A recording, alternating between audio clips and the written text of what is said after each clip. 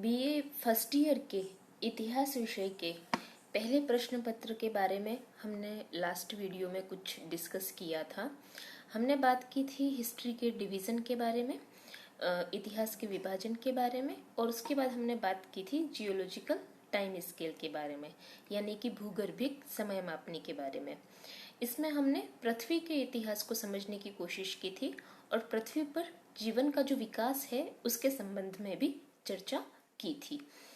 हमने समझा था कि मानव का जो आविर्भाव है वो मुख्यतया आपके सेनोजोइक महाकल्प में आकर के हो पाता है। सेनोजोइक महाकल्प का जो क्वार्टनरी पीरियड है, क्वार्टनरी पीरियड जिसको हमने दो भागों में डिवाइड करके समझा था, अगर आप को रिमाइंड होगा पिछला वीडियो तो आप ये समझ पाएंगे कि क्वार्टनरी को हमने होलोसिन और प्लेस्टोसिन इन दोनों टाइम पीरियड्स में डिवाइड करके देखा था, इन दोनों एजेस में डिवाइड करके देखा था। हम ये डिस्कशन इसलिए कर रहे हैं क्योंकि हम पिछले ही वीडियो को मैं जो चर्चा की थी उसी बात को आगे बढ़ाने वाले हैं। पिछले वीडियो में हमने चर्चा की थी पृथ्वी के इतिहास के बारे में और पृथ्वी पर विभिन्न जीवों के विकास के बारे में। आज हम बात करने वाले हैं मनुष्य के विकास क्रम के बारे में, ह्यूमन इवोल्यूशन के बारे में। तो इसलिए हम ये समझ रहे हैं कि प्लेस्टोसिन पीरियड जो है, प्लेस्टोसिन पीरियड में आकर के मनुष्य एक तरीके से इमर्ज होने लगता है एक प्रजाति के तौर पर। मनुष्य का जो विकास है वो मुख्यतया आपके अफ्रीका महाद्वीप में हुआ है और वहां पर अफ्रीका महाद्वीप में उस समय पर एप यानी कि वानर की जो प्रजातियां हैं, जैसे ओरेगुंटन हो गया, गोरिल्ला हो गया, चिंपांजी हो गया, इनसे मानव की अलग अलग प्रजातियों का विकास हुआ है। तो आइए हम मनुष्य के विकास क्रम को थोड़ा समझ लेते हैं। जो सबसे पहला डिफरेंस एक बंदर के बीच में और मानव बनने की दिशा में अग्रसर होने के लिए जो हुआ, उस प्रजाति को हमने रामापिथेकस नाम दिया है। रामापिथेकस जो था वो एक तरीके का बंदर ही था और ये प्लेस्टोसिन पीरियड से पहले की बात है।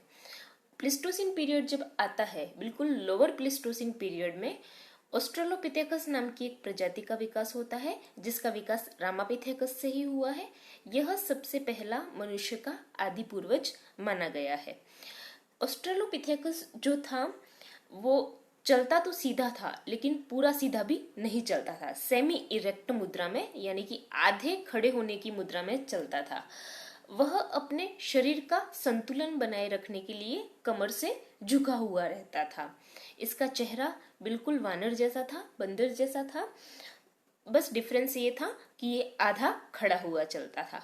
ऑस्ट्रेलोपिथेकस से आगे चल करके हम देखते हैं होमो हेबिलिस नाम की एक प्रजाति का विकास होता है, जिसका मतलब होता है हैंड यूजिंग मैन, यानी कि क्योंकि वानर जो है वो अपने चारों पैरों पर चलता है, तो अब जैसे जैसे विकास होता जा रहा है और जैसा हमने देखा कि ऑस्ट्रेलोपिथेकस जो है वो सेमी इरेक्ट पोस्चर में खड़ा हुआ है, तो उसके दो हाथ जो हैं, जो वानर के जो चार पैर थे उसमें से आगे के दो पैर जो कि अब दो हाथ का शेप ले लेते हैं, तो वो दो हाथ फ्री हो गए हैं और हम होमो हेबिलिस के टाइम पर आकर के हम देख पाते हैं कि वो अपने हाथों का मानव जो है वो प्रयोग करने लग गया है।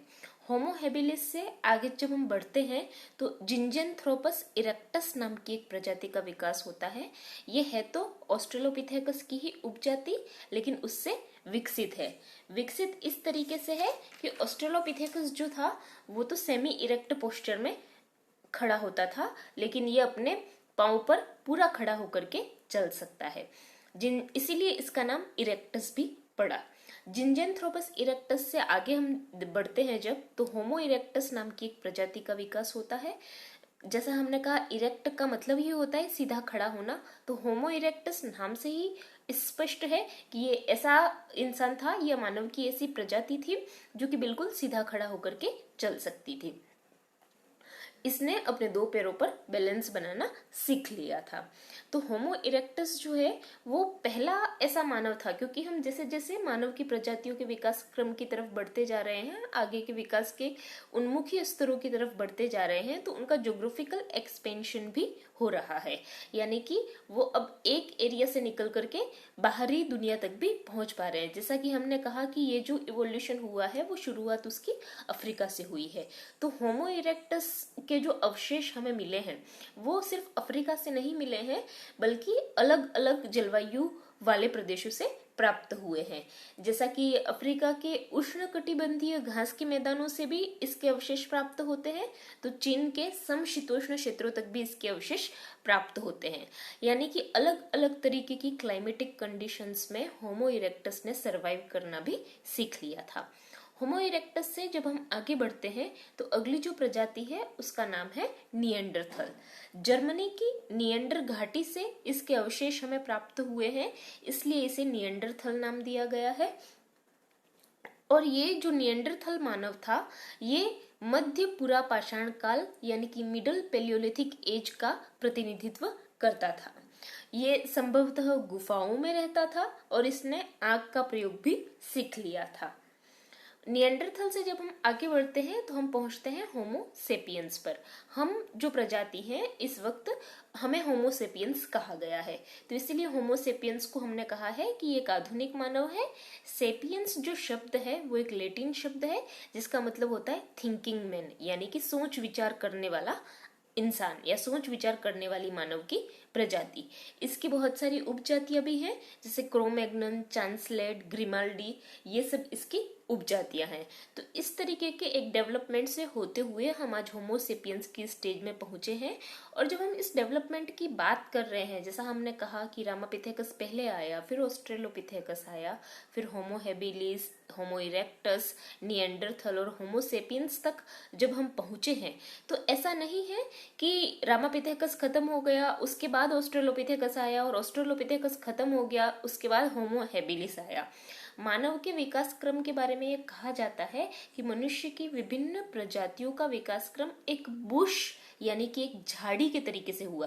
जैसे कि झाड़ी होती है तो उसकी कुछ शाखाएं तो होती है वो लंबी होती हैं, कुछ साइड वाली शाखाएं जो होती है वो छोटी होती हैं, लेकिन वो सभी एक साथ एग्जिस्टेंस में रहती हैं। सभी का समान विकास नहीं होता है, फिर भी सभी एक साथ अस्तित्व में विद्यमान रहती हैं।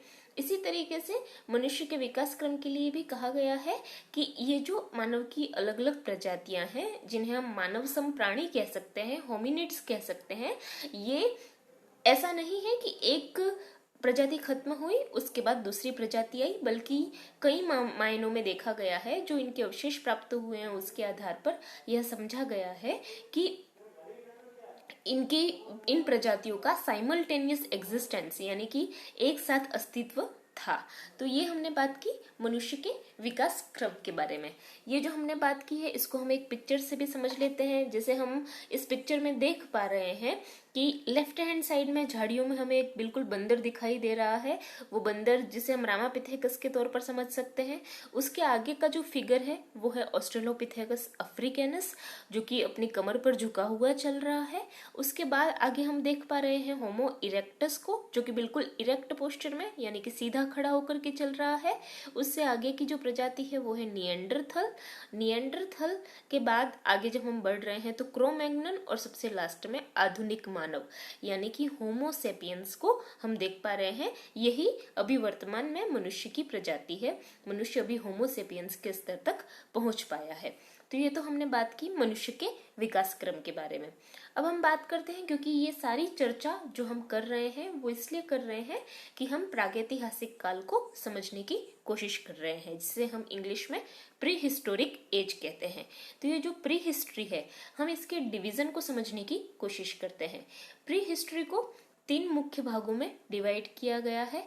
इसका सबसे पहला भाग जो है उसे कहा गया है पुरा पाषाण काल यानी कि पैलियोलिथिक एज। सेकंड जो पार्ट है उसे कहा गया है मध्य पाषाण काल यानी कि मेसोलिथिक एज। और थर्ड जो पार्ट है उसे कहा गया है नव पाषाण काल यानी कि नियोलिथिक एज। आज हम बात करने वाले हैं पैलियोलिथिक एज पर यानी कि पुरा पाषाण काल पर। पुरा पाषाण काल जो है उसे भी आगे चल करके 3 भागों में विभाजित किया गया है। पुरा पाषाण काल को जो विभाजन किया गया है उसके अनुसार सबसे पहला पार्ट है पूर्व पुरा पाषाण काल यानी कि लोअर पैलियोलिथिक एज। फिर आता है मध्य पुरा पाषाण काल यानी कि मिडल पैलियोलिथिक एज, और फिर आता है उच्च पुरा पाषाण काल यानी कि अपर पैलियोलिथिक एज। इसका समय भी आप स्क्रीन पर देख पा रहे होंगे कि पूर्व पुरा पाषाण काल या लोअर पैलियोलिथिक एज जो है उसका समय है 2 मिलियन वर्ष पूर्व से 1 लाख वर्ष पूर्व। मध्य पुरा पाषाण काल का समय है 1 लाख से 40,000 वर्ष पूर्व, और उच्च पुरा पाषाण काल का समय है 40,000 से 10,000 वर्ष पूर्व। और जैसा कि हमने टाइम जियोलॉजिकल टाइम स्केल को समझा, तो अगर उस रेफरेंस में हम इसको लोकेट करने की कोशिश करें तो पैलियोलिथिक एज जो है वो मेनली प्लिस्टोसिन एज को बिलोंग करता है, और मेसोलिथिक और नियोलिथिक एज जो है वो होलोसिन एज को बिलोंग करते हैं। तो ये हमने समझा है प्रागैतिहासिक काल के विभाजन को, और उसमें भी पैलियोलिथिक एज के विभाजन को और भी आगे हमने समझा है। अब अगला जो हम बात करने वाले हैं वो है लोअर पैलियोलिथिक एज, यानी कि जो आपका पूर्व पुरा पाषाण काल है उसमें किस तरीके के टूल्स का प्रयोग किया जाता था। क्योंकि मानव की जैसे जैसे मानव का विकास हुआ है तो उसने बहुत सारी तकनीकों का विकास किया है, और सबसे पहला जो औजार उसने प्रयोग में लाया है वह है पत्थरों से बने हुए औजार। तो अभी पैलियोलिथिक एज में हम पत्थरों से बने हुए कुछ औजारों के बारे में बात करेंगे, और वो टेक्निक्स भी समझने की कोशिश करेंगे जिनका उपयोग उस समय पर प्रागैतिहासिक मानव ने किया है। तो इन जो टूल्स की हम बात कर रहे हैं वो 2 तरीके से बनाए जाते थे। एक तो हम यहाँ पर देख पा रहे हैं स्क्रीन में कोर एंड फ्लेक, ये टाइटल लिखा हुआ है। अब कोर क्या है और फ्लेक क्या है इसको हम समझते हैं। यहाँ पास में एक इमेज भी आपको दिखाई दे रही होगी जिसमें एक हाथ में तो आपको एक बड़ा पत्थर दिखाई दे रहा है और दूसरे हाथ में एक छोटा पत्थर दिखाई दे रहा है। जो छोटा पत्थर है उससे बड़े पत्थर पर चोट की जा रही है। तो बड़ा पत्थर जो है यानी कि जिस पत्थर पर बार बार चोट की जाए और एक निश्चित रूप देने का प्रयास किया जाए उसे तो हम कहते हैं कोर, या फिर हिंदी में कहते हैं क्रोड। और वो जो क्रोड है उस पर बार बार चोट करने की वजह से उसका कुछ भाग अलग हो जाएगा, उसके छोटे छोटे टुकड़े अलग हो जाएंगे। तो उन छोटे छोटे टुकड़ों को हम इंग्लिश में फ्लेक कहते हैं और हिंदी में शल्क या फलक कहते हैं। तो एक तो इस तरीके की टेक्निक है, जैसे कि नीचे इस इमेज का जो नीचे वाला पोर्शन है उसमें आप देख पा रहे हैं कि एक बड़ा पत्थर बना हुआ है और उसके कुछ छोटे छोटे टुकड़े अलग हो गए हैं जो कि साइड्स में आपको दिख रहे हैं, और बड़े पत्थर पर उन टुकड़ों के अलग होने की वजह से कुछ निशान भी बन गए हैं। उन निशानों को फ्लेक स्कार्स कहा गया है।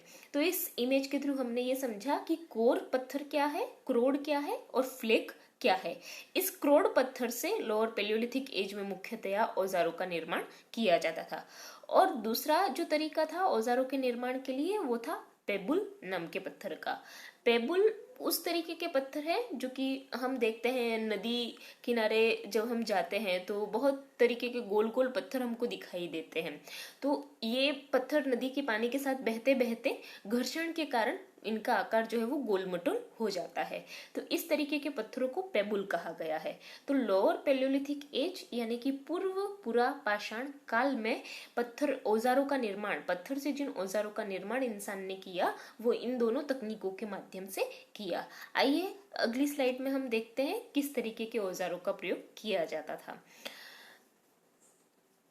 सबसे पहला औजार जो है जिसे हमने नाम दिया है चॉपर। चॉपर जिसे हम हिंदी में गंडक के नाम से भी जानते हैं, गंडासा या गंडक के नाम से भी जानते हैं। चॉपर पेबुल या क्रोड दोनों से ही बन सकता है, लेकिन इसकी खासियत यह है कि इसकी धार जो होती है पत्थर की वो एक तरफ ही होती है। ये जो इमेज आप देख पा रहे हैं साइड में, इस इमेज में जो सबसे लास्ट पत्थर दिखाया गया है, जो सबसे लास्ट औजार दिखाया गया है वो आपका चॉपर है, जिसमें हम देख पा रहे हैं कि एक बड़ा सा पत्थर है और उस बड़े से पत्थर के एक तरफ ही धार बनाई गई है। तो ये है चॉपर की इमेज। दूसरा तरीके का जो औजार है उसे कहा गया है चॉपिंग। चॉपिंग भी पेबुल या क्रोड से ही बनने वाला औजार है, लेकिन इसकी जो धार है वो दोनों तरफ होती है। तो चॉपिंग, यहाँ पे हम जो सबसे पहली इमेज है जो औजार की, वो आपका चॉपिंग टूल है, जिसमें हम देख रहे हैं कि एक बड़ा पत्थर है और उसके दोनों तरफ एक नुकीली धार बनाई गई है ताकि उसका प्रयोग किसी भी कार्य के लिए किया जा सके। थर्ड और सबसे इम्पोर्टेंट जो लोअर पैलियोलिथिक टूल है वो है हैंड एक्स, यानी कि हिंदी में हम इसे कहेंगे हस्त कुठार। ये क्रोड के द्वारा बनाया जाने वाला उपकरण है और ये एक तरीके की त्रिभुजाकार आकृति होती है। आपकी ये जो इमेज है इसमें नीचे की तरफ जो सेकंड लास्ट इमेज है जिसके नीचे लिखा हुआ भी है हस्त कुठार या हैंड एक्स, आप देख पा रहे हैं कि त्रिभुज के शेप में ये हैंड एक्स जो है वो बना हुआ है और इसके दोनों सिरों पर धार है वो बनी हुई है। सबसे ज्यादा और सबसे फेमस ये टूल है लोअर पैलियोलिथिक एज का। फिर हम बात करते हैं क्लीवर, जिसे हम हिंदी में विदारणी कहते हैं। क्लीवर के बारे में, क्लीवर की इमेज जो आपको आप देख पा रहे होंगे, फर्स्ट रो में सबसे लास्ट जो इमेज है वो क्लीवर की इमेज है। क्लीवर क्रोड या शल्क दोनों से ही बनाया जाने वाला औजार है। क्लीवर में आप देख पा रहे हैं दो तरीके की इमेज बनी हुई है। इसका एक पहली जो इमेज है क्लीवर की यानी कि विदारणी की, तो उसका जो सिरा है वो तो चौड़ा है और उसके दोनों सिरे जिन पे धार बनाई गई है, नुकीलापन बनाया गया है और नीचे जाकर के वो आपस में मिल नहीं रहे हैं, तो इसलिए हम इसको आप देख पा रहे हैं कि इसमें एक तरीके का इंग्लिश का यू अल्फाबेट जैसा शेप आ रहा है, तो हम इसको यू आकार की विदारणी कहते हैं। और इसी के पास विदारणी का जो दूसरा इमेज है उसमें हम देख पा रहे हैं कि इसके जो दोनों सिरे हैं वो नीचे जाकर के मिल गए हैं, यानी कि इसमें इंग्लिश के वी अल्फाबेट के आकार का हम शेप देख पा रहे हैं, तो इसको हम वी आकार की विदारणी कहते हैं। विदारणी का प्रयोग जो है वो मुख्यतया काटने के लिए और चीरने के लिए किया जाता था और इस समय लोअर पैलियोलिथिक एज में ये जिस भी तरीके के औजार बनाए गए हैं, उपकरण बनाए गए हैं, वो मुख्यतया क्वार्टजाइट नाम के पत्थर से बनाए गए हैं। क्वार्टजाइट एक बहुत ही कठोर पत्थर होता है, तो हो सकता है कि ड्यूरेबिलिटी के लिए इस तरीके के औजारों का प्रयोग, और जिन एरियाज में लोअर पैलियोलिथिक एज में इंसान रह रहा था तो उन एरियाज में जो रॉ मटेरियल उपलब्ध था, जिस तरीके के पत्थर उपलब्ध थे, उनका प्रयोग करते हुए इस तरीके के औजार बनाए गए। तो ये जितने भी अवशेष हमें प्राप्त होते हैं वो मुख्यतः क्वार्टजाइट नामक पत्थर से बने हुए औजारों के अवशेष प्राप्त होते हैं। तो अभी तक हमने बात की लोअर पैलियोलिथिक एज के टूल्स के बारे में। लोअर पैलियोलिथिक एज में मनुष्य कहाँ कहाँ पर बसा हुआ था, उसका भौगोलिक वितरण किस तरीके का था, इन सब के बारे में हम अगले वीडियो में चर्चा करेंगे। आज के लिए इतना ही, धन्यवाद।